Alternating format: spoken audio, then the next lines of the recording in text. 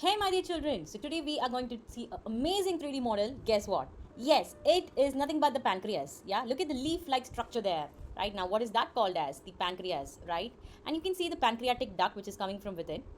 And what is this balloon-like structure there called? This balloon-like structure.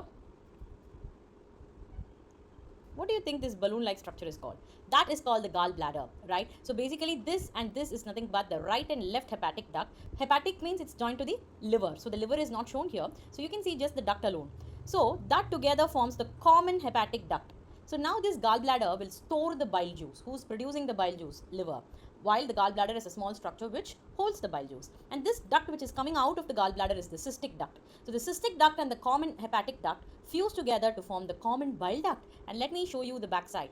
You can see the common bile duct coming and attaching to the pancreas. So it will come and join with the hepatic duct forming hepatopancreatic duct, and both will put the pancreatic and the bile juice into the duodenum. So this C-like structure, right? This is the first part of the small intestine, right? The smallest part of the small intestine called duodenum. So both the bile juice and the pancreatic juice through common bile duct and the pancreatic duct will flow into the hepatopancreatic duct, and that will pour into the duodenum.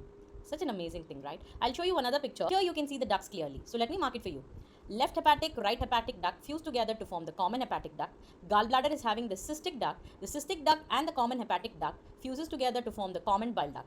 The common bile duct will fuse with the pancreatic duct here and form the hepatopancreatic duct. This is what joins to the duodenum to pour in the bile juice and the pancreatic juice, which helps in the digestion of food. I hope this video was super helpful. So if you really enjoyed, do like, share and subscribe. Tata, bye-bye.